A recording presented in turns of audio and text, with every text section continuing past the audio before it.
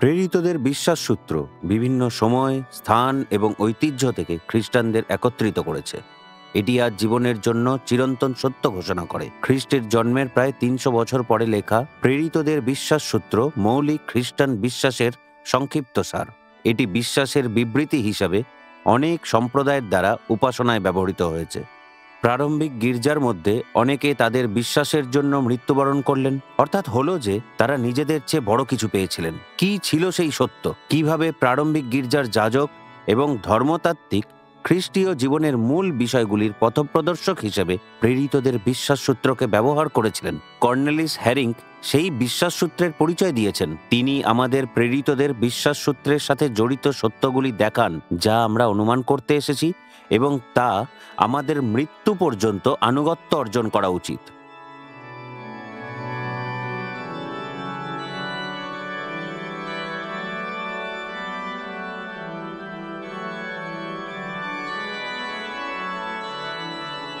প্রিয় শ্রোতা, প্রেরিতিক বিশ্বাসসূত্রের প্রথম নিবন্ধটি স্বীকার করে, আমি ঈশ্বরে বিশ্বাস করি, যিনি স্বর্গ ও পৃথিবীর সৃষ্টিকর্তা, সর্বশক্তিমান পিতা। প্রেরিতিক বিশ্বাসসূত্র শুরু হয় আমি বিশ্বাস করি দিয়ে।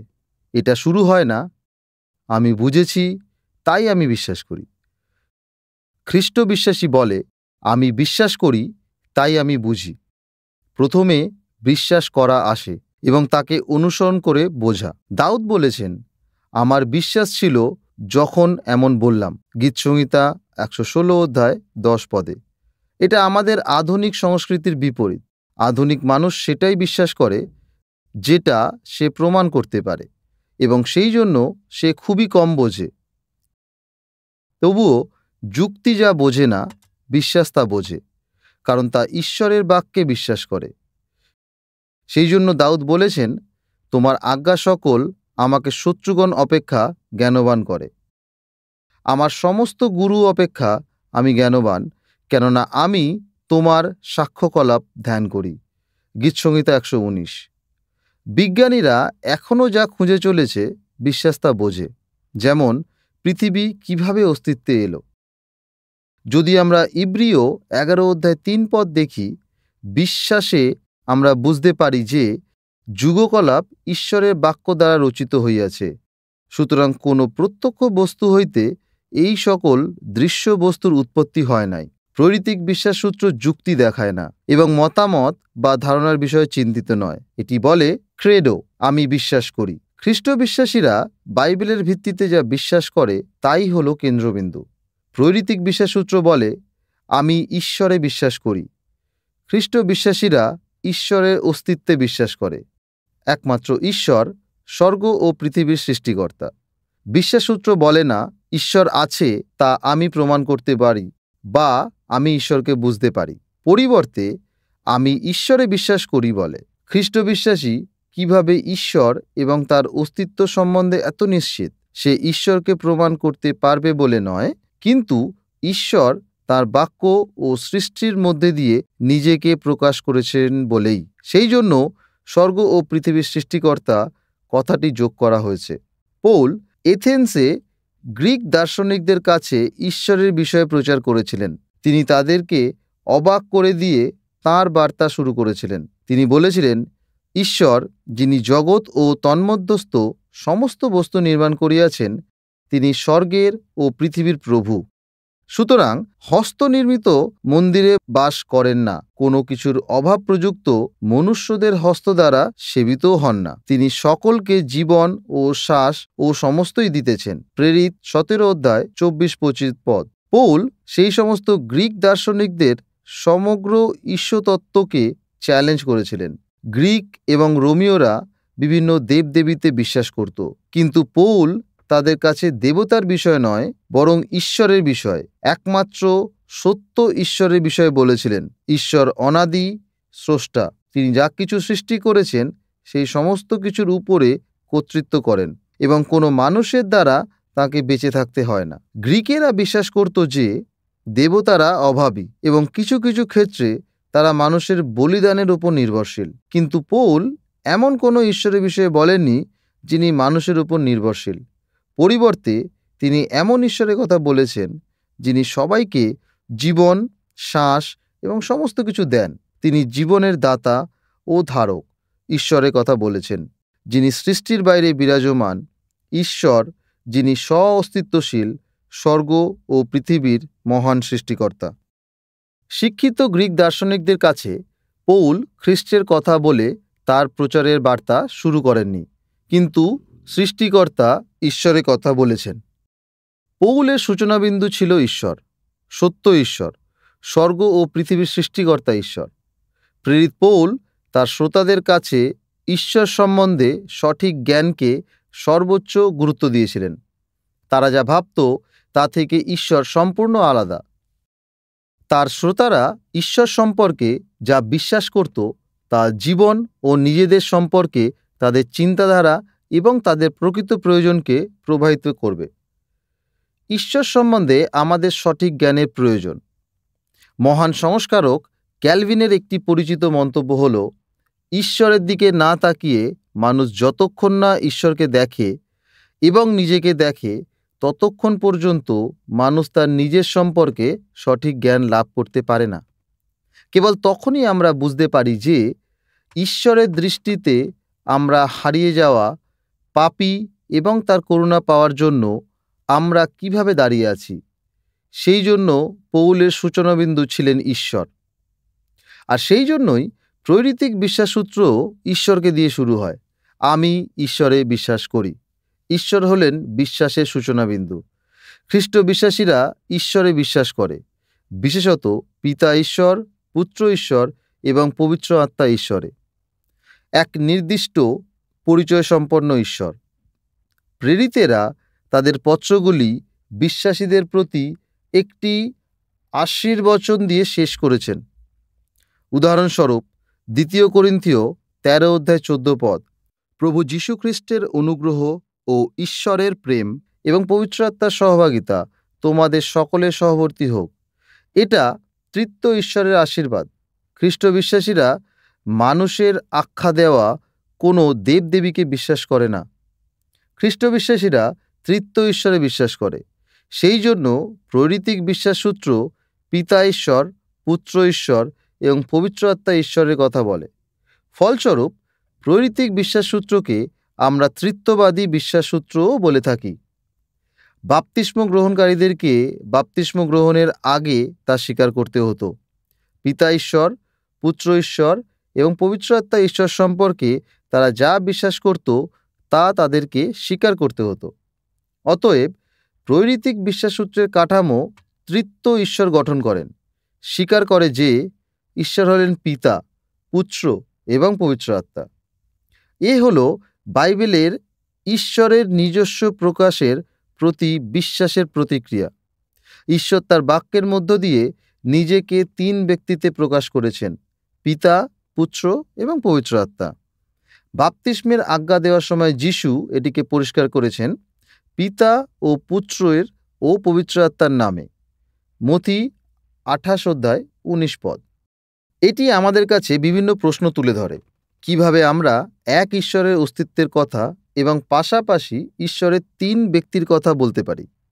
এটা কি 3 ঈশ্বরের প্রতি ভ্রান্ত বিশ্বাসের জন্ম দেয় না, যেখানে কেবলমাত্র এক সত্য ঈশ্বর রয়েছেন? মুসলমানেরা খ্রিস্ট বিশ্বাসের তৃত্ব মতবাদকে বর্জন করে। তারা মনে করে আল্লাহর সমতুল্য কোনো সঙ্গী নেই, আল্লাহ এক ও একমাত্র ঈশ্বর।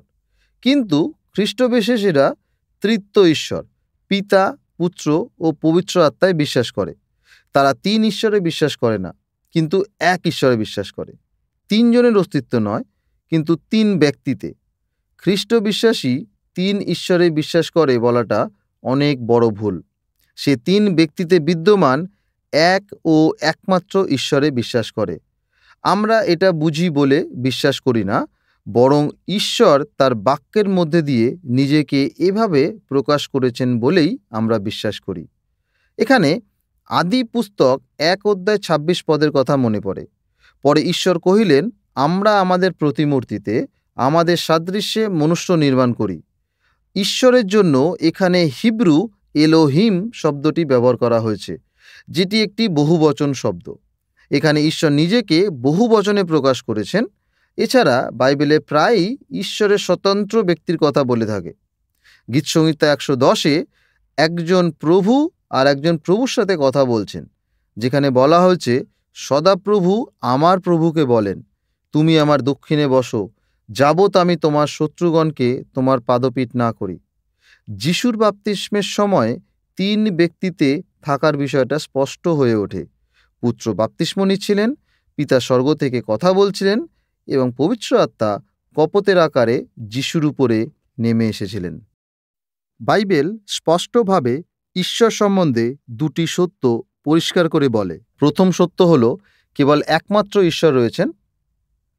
হে ইসরায়েল, শুনো, আমাদের ঈশ্বর সদাপ্রভু, একই সদাপ্রভু। দ্বিতীয় বিবরণ 6:4 এটি যিহুদীদের একটি সুপরিচিত সেমা, বিশ্বাসসূত্র। দ্বিতীয় সত্য হল, শাস্ত্র শিক্ষা দেয় যে ঈশ্বর তত্ত্বকে অবশ্যই 3 ব্যক্তিতে আলাদা হতে হবে।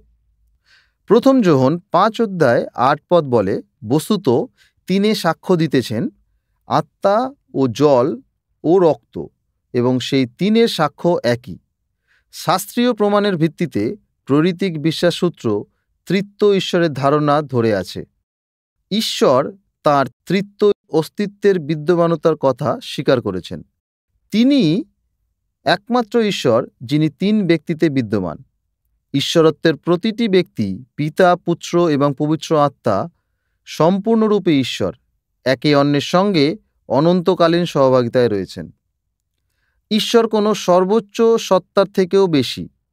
তিনি জীবনের উৎসের থেকেও বেশি কিছু। তিনি সবথেকে জ্ঞানী বা নির্মাণকারীর থেকেও বেশি কিছু। তিনি জীবন্ত এবং সত্য ঈশ্বর। তিনি পিতা, পুত্র এবং পবিত্র আত্মা। আমরা এটা বুঝি বলে বিশ্বাস করি না, কিন্তু যেহেতু ঈশ্বর তার বাক্যে এইভাবে নিজেকে প্রকাশ করেছেন যে এই 3 স্বতন্ত্র ব্যক্তি কেবলমাত্র সত্য ও অনন্ত ঈশ্বর। যদিও এই সত্য আমাদের যুক্তির বিপরীত নয়, এটি আমাদের যুক্তিকে অতিক্রম করে। আমরা ঈশ্বরকে বুঝতে পারি না। দাউদের মতো আমরা বলতে পারি, এই জ্ঞান আমার নিকটে অতি আশ্চর্য, তাহা উচ্চ, আমার বোধের অগম্য। গীতসংহিতা 139 সুপ্রসিদ্ধ বাইবেলগত ঈশ্বরতত্ত্ববিদেরা আমাদেরকে শিক্ষা দিয়েছেন যে ত্রিত্ব ঈশ্বরকে উপলব্ধি করার জন্য 2টি বিষয় অপরিহার্য। প্রথম সত্য হল, ঈশ্বর তার অনন্ত অস্তিত্বে একাকী ছিলেন না। তিনি পিতা, পুত্র এবং পবিত্র আত্মায় অবস্থিত। তারা একে অন্যের মধ্যে নিজেদের সর্বোচ্চ সুখলাভ করেন। সেই জন্য ঈশ্বর একাকী ছিলেন বলে মানুষকে তৈরি করেননি, বরং তাদের কাছে তাঁর গৌরব প্রকাশের জন্য মানুষদের সৃষ্টি করেছিলেন। তিনি মানুষদেরকে তাঁর সুখের অংশীদার করতে চেয়েছিলেন। বিপরীতে মুসলমানদের আল্লাহ, যিনি নিঃসঙ্গতায় আবদ্ধ, বাইবেলের ঈশ্বর ত্রিত্ব ঈশ্বর। আল্লাহর কাছে সম্পর্কে উষ্ণতা অসঙ্গত। অন্যদিকে বাইবেলের ঈশ্বর সম্পর্কের ঈশ্বর। তাঁর সত্তার ভিতরে 3 ব্যক্তির মধ্যে এক সম্পর্ক রয়েছে। এছাড়া মানুষ ও স্বর্গদূতদের সাথেও তাঁর সম্পর্ক রয়েছে। দ্বিতীয় সত্য হল যে ত্রিত্বের মতবাদ আমাদের মুক্তি ও পরিত্রাণের সাথে সম্পর্কযুক্ত। প্রতীক পত্রগুলোই ক্রমাগতভাবে পিতা ঈশ্বরের ভালোবাসা, প্রভু যীশু খ্রিস্টের অনুগ্রহ এবং পবিত্র আত্মার সহভাগিতার কথা বলে। ত্রিত্ব আমাদের পরিত্রাণের সাথে সম্পর্কযুক্ত। ঈশ্বর যদি ত্রিত্ব ঈশ্বর না হতেন, তাহলে কখনোই পিতা ঈশ্বর থাকতেন না, যিনি তার পুত্রকে এই পৃথিবীতে পাঠিয়েছিলেন। কখনোই পুত্র ঈশ্বর থাকতেন না, যিনি মানুষ হয়ে জন্মেছিলেন এবং পাপের জন্য তার মণ্ডলীর হয়ে গলগাথায় ক্ষতিপূরণ করেছিলেন। আমাদের মধ্যে বাস করার জন্য, আমাদের পবিত্র করার জন্য এবং আমাদেরকে যিশুর সুবিধার অংশীদার করার জন্য কখনোই পবিত্র আত্মা ঈশ্বর থাকতেন না। পরিত্রাণের ঈশ্বর হলেন ত্রিত্ব ঈশ্বর। ত্রিত্ব মহান মুক্তির কাহিনীর সঙ্গে সম্পর্কিত। এটা পিতা ঈশ্বরের কাহিনী, যিনি আমাদের পরিত্রাণের বিষয় নিরূপণ করেছিলেন, পুত্র ঈশ্বর, যিনি আমাদের পরিত্রাণ সম্পাদন করেছিলেন, এবং পবিত্র আত্মা ঈশ্বর, যিনি আমাদের পরিত্রাণ প্রয়োগ করেন। এটা আমাদের পরিত্রাণে কর্মরত তৃতীয় ঈশ্বরকে দেখায়। এই ঈশ্বর হলেন প্রেরিতিক বিশ্বাসসূত্রের ঈশ্বর, যিনি আমাদের পরিত্রাণ ধরে রেখেছেন। পরিত্রাণের শুরু এই ঈশ্বর থেকে। তৃতীয় হল খ্রিস্টীয় সুসমাচারের মৌলিক সত্য। সেই জন্য আমরা তৃতীয়ের মধ্যে একতাকে এবং একতার মধ্যে তৃতীয়কে সম্মান করি। ঈশ্বর সম্বন্ধে প্রেরিতিক বিশ্বাসসূত্র প্রথম যে বিষয়টি স্বীকার করে তা হল তিনি পিতা। খ্রিস্ট বিশ্বাসীরা পিতা ঈশ্বরে বিশ্বাস করে। ঈশ্বরের সত্তার জন্য পিতৃত্ব অপরিহার্য। ব্যক্তি নয় এমন ঈশ্বর বাইবেলের কাছে অসঙ্গত।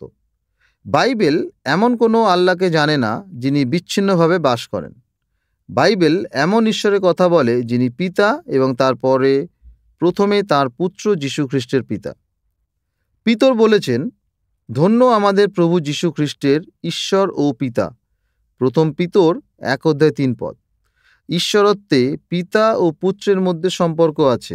একদিকে আমরা জাগতিক পিতা ও পুত্রের মধ্যে সম্পর্কের কথা মনে করতে পারি, অন্যদিকে আমরা এখানে অনন্ত সম্পর্কের কথা বলছি। এটা সেই পিতৃত্ব যার কোনো শুরু নেই এবং যা অনন্তকাল ধরে থাকবে।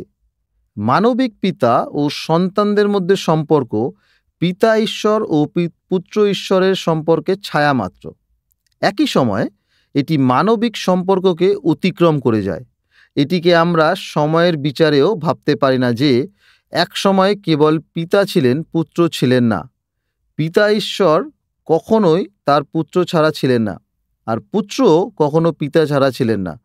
পুত্রের অনন্ত সত্তা সম্পর্কে শাস্ত্র বলে, সদাপ্রভু নিজ পথের আরম্ভে আমাকে প্রাপ্ত হইয়াছিলেন, তাঁহার কর্ম সকলের পূর্বে পূর্বাবধি। হিতোপদেশ 8:22। যোহন বলেন, পুত্র ঈশ্বর তার মানব রূপ ধারণের আগে পিতার কোলে ছিলেন। যোহন 1:18 তিনি লিখেছেন, ঈশ্বরকে কেহ কখনো দেখে নাই। একজাত পুত্র যিনি পিতার ক্রোড়ে থাকেন, তিনি তাহাকে প্রকাশ করিয়াছেন। অতএব আমরা ঈশ্বরকে জানি, কারণ যীশু তাঁকে ঘোষণা করেছেন। যীশু হলেন পিতার উজ্জ্বল আয়না। যীশু বলতে পারেন, যে আমাকে দেখিয়াছে সে পিতাকে দেখিয়াছে। যোহন 14:9। আমরা পিতাকে জানি তাঁর পুত্র যীশু খ্রিস্টের মধ্য দিয়ে। পুত্র পিতাকে সর্বতোভাবে জানেন। অবিশ্বাসী যিহুদীদেরকে যীশু বলেছিলেন, আমি তাহাকে জানি, কেননা আমি তাহার নিকট হইতে আসিয়াছি, আর তিনি আমাকে প্রেরণ করিয়াছেন। যোহন 7:29। যীশু বলতে পারেন, আমি তার কাছ থেকে এসেছি, আমি তার কোলে ছিলাম, আমি ঈশ্বরকে জানি, কারণ তিনি আমার পিতা। পিতা ঈশ্বর এবং পুত্র ঈশ্বর আমাদের প্রভু যীশু খ্রিস্টের বিশেষ সম্পর্কের মধ্যে শাস্ত্র এই ধরনের ভাষা ব্যবহার করেছে। এটা পিতা পুত্রের সম্পর্ক। যাই হোক না কেন, ঈশ্বর কেবলমাত্র ঈশ্বর এবং প্রভু যীশু খ্রিস্টের পিতা নয়। যীশু খ্রিস্টেতে তিনি সমস্ত প্রকৃত বিশ্বাসীদের ঈশ্বর ও পিতা। কিন্তু বিশ্বাসীরা তাঁর প্রাকৃতিক সন্তান নয়, যেটা যীশু খ্রিস্টের জন্য সত্য। পরিবর্তে বিশ্বাসীরা তাঁর দত্তক সন্তান। খ্রিস্টের কারণে তাদেরকে ঈশ্বরের সন্তান ও উত্তরাধিকার হিসাবে গ্রহণ করা হয়েছে। কেবলমাত্র ঈশ্বরের অনুগ্রহে প্রকৃত বিশ্বাসীরা এই মহান সুবিধার অংশীদার। প্রকৃতগতভাবে আমরা কোনো মতেই ঈশ্বরের সন্তান নই। এদেন উদ্যানে আদম ও হবার পাপের কারণে আমরা আমাদের বাল্যকালের সুবিধা হারিয়েছি। এখন বাইবেল আমাদেরকে ক্রোধের সন্তান বলে উল্লেখ করে থাকে। আমরা অন্য সকলের ন্যায় স্বভাবগত ক্রোধের সন্তান ছিলাম। ইফিসীয় 2:3। এছাড়া আমাদের আর শিশুর প্রকৃতি এবং হৃদয় নেই। পাপের দ্বারা আমাদের প্রকৃতি সংক্রমিত ও কলুষিত হয়েছে। জীবন্ত ঈশ্বরের সন্তান হওয়ার জন্য আমাদেরকে অবশ্যই নতুন জন্ম নিতে হবে এবং নতুন প্রকৃতি গ্রহণ করতে হবে। আমাদের নতুন হৃদয় ও নতুন আত্মার প্রয়োজন। আমাদের কেবলমাত্র শিশু নামটির প্রয়োজন নেই, কিন্তু শিশুর হৃদয়েরও প্রয়োজন। প্রকৃতিগতভাবে জন্মগ্রহণের পর আমাদের মধ্যে ঈশ্বরের সন্তানের হৃদয় থাকে না। আমরা ঈশ্বরকে ভালোবাসি না এবং তার বাধ্য হতে চাই না। এছাড়া আমাদের কোনো অধিকার নেই নিজেদেরকে ঈশ্বরের সন্তান বলার। পাপের কারণে আমরা ঈশ্বরের সন্তান হওয়ার অধিকার সুবিধা হারিয়েছি। ঈশ্বরের মনোরম স্থান থেকে, তার উপস্থিতি থেকে আমাদেরকে বের করে দেওয়া হয়েছে। ঈশ্বর ও পতিত পাপীদের মধ্যে পাপ এক পাহাড় স্বরূপ হয়ে দাঁড়িয়েছে। তা আমাদেরকে ক্রোধের সন্তানে পরিণত করে। কিন্তু খ্রিস্টেতে পাপীদেরকে ঈশ্বরের সন্তান রূপে ডাকার আশীর্বাদে পুনরুদ্ধার করা হয়। প্রেরিত শিষ্য যোহন লিখেছেন, দেখো, পিতা আমাদিগকে কেমন প্রেম প্রদান করিয়াছেন যে আমরা ঈশ্বরের সন্তান বলিয়া আখ্যাত হই। প্রথম যোহন 3:1। অপব্যয়ী পুত্রের দৃষ্টান্তটি আমাদেরকে একজন পাপীর প্রতি, যে তার দিক থেকে মুখ ফিরিয়ে নিয়েছিল, তার প্রতি ঈশ্বরের পিতৃসুলভ ভালোবাসার বিষয় শেখায়। সেই অনুতপ্ত সন্তানের ফিরে আসাতে বাবা কেবল তাকে ক্ষমাই করেননি, পাশাপাশি তিনি তাকে তার সমস্ত অধিকার এবং সুবিধা দিয়ে তাকে পুত্র হিসাবেও পুনরুদ্ধার করেছিলেন। তিনি তাকে সবথেকে ভালো কাপড় পরিয়েছিলেন এবং তার হাতে পুত্রত্বের আংটি পরিয়েছিলেন। এটা ছিল অনুগ্রহের এক অসাধারণ নিদর্শন। যীশু খ্রিস্টে বিশ্বাসের দ্বারা বিশ্বাসীকে বৈধভাবে ঈশ্বরের সন্তান ও উত্তরাধিকারে গ্রহণ করা হয়। যেমন যোহন 1:12 লেখা আছে, কিন্তু যত লোক তাহাকে গ্রহণ করিল, সেই সকলকে যাহারা তাঁর নামে বিশ্বাস করে তাহাদিগকে তিনি ঈশ্বরের সন্তান হইবার ক্ষমতা দিলেন। এবং পবিত্র আত্মার পুনর্নবীকরণ কাজের দ্বারা পাপী আবার শিশুর হৃদয় লাভ করে, যাতে মানুষ আবার ঈশ্বরকে ভালোবাসতে পারে এবং তাঁর সেবা করতে পারে। আমরা বলতে পারি, যীশু খ্রিস্টে বিশ্বাস পাপীকে ঈশ্বরের সন্তান হওয়ার অধিকার ফিরিয়ে দেয়। পবিত্র আত্মার পুনর্নবীকরণ পাপীকে শিশুর প্রকৃতি ও হৃদয় দেয়। এটা কত বড় এক সুযোগ!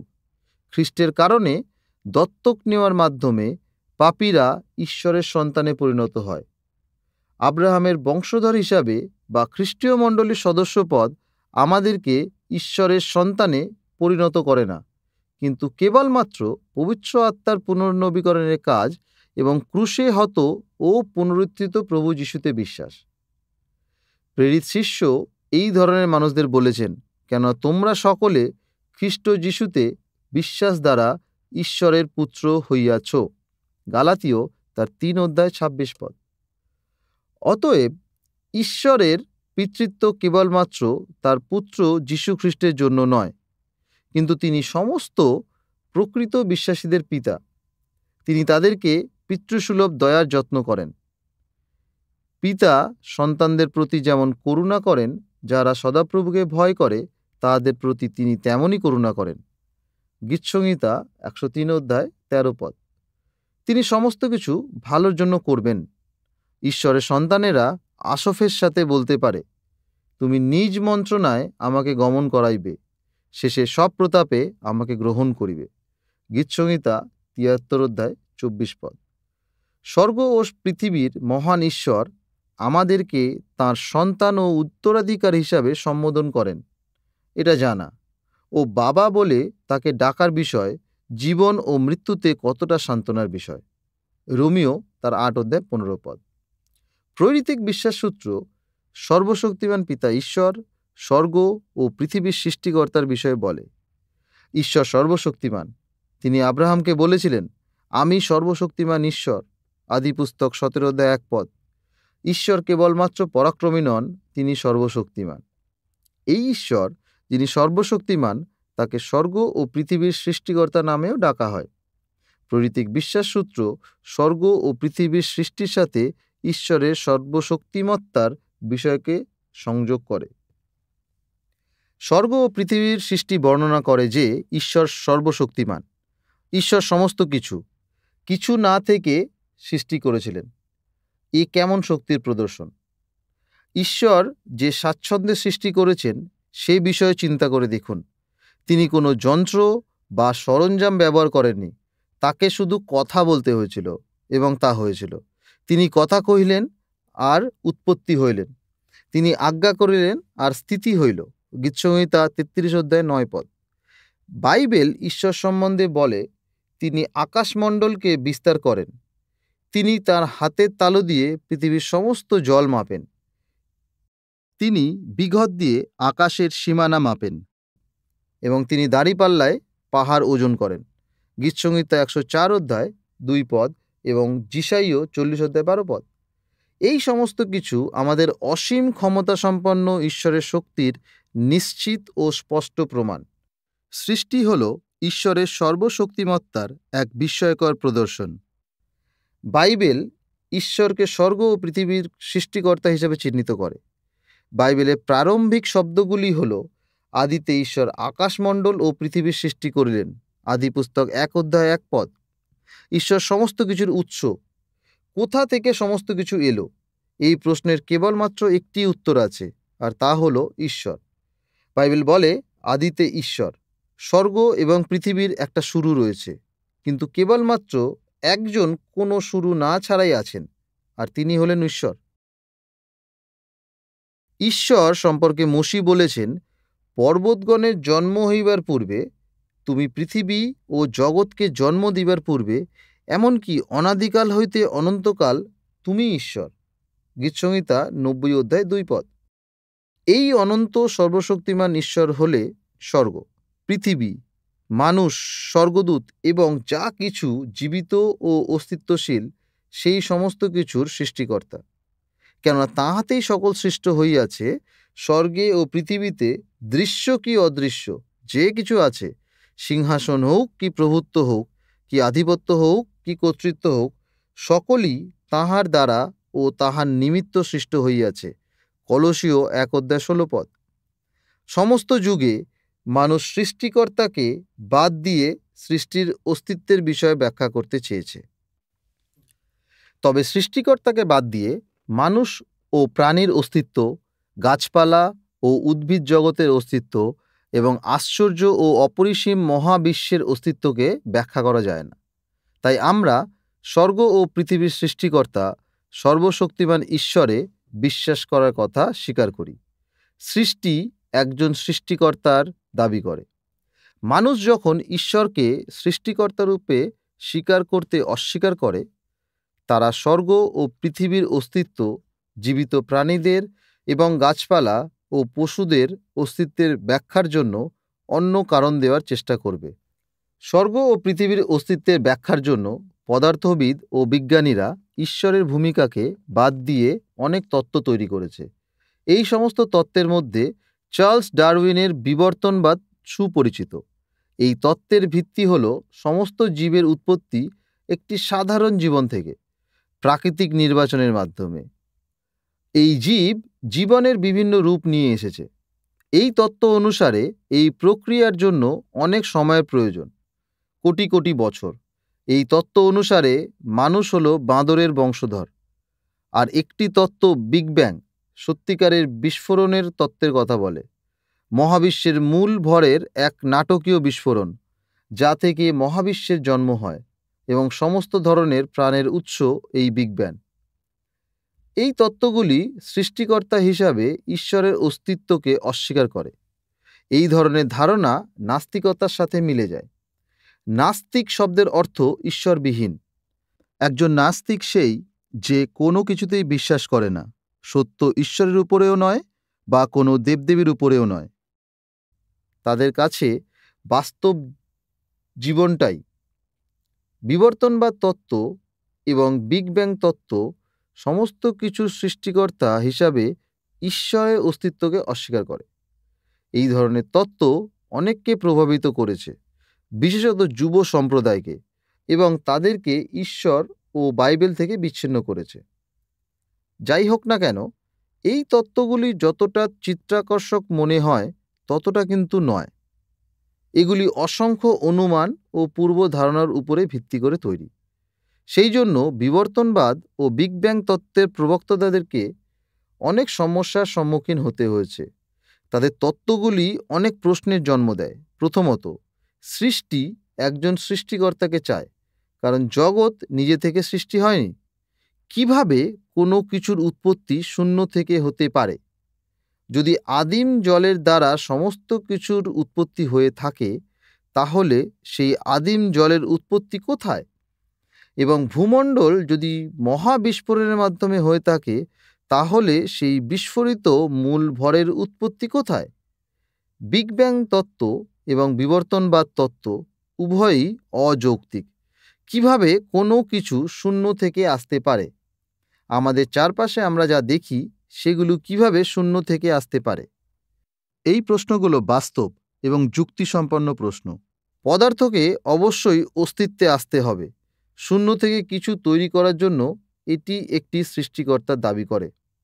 দ্বিতীয়ত, সৃষ্টি নিজেই ঘোষণা করে যে একজন সৃষ্টিকর্তা আছেন। বেলজিক স্বীকারোক্তি বলে যে সৃষ্টি একটি চমৎকার বই, যেটিতে প্রত্যেকে একজন সৃষ্টিকর্তার থাকার বিষয়ে পড়তে পারে।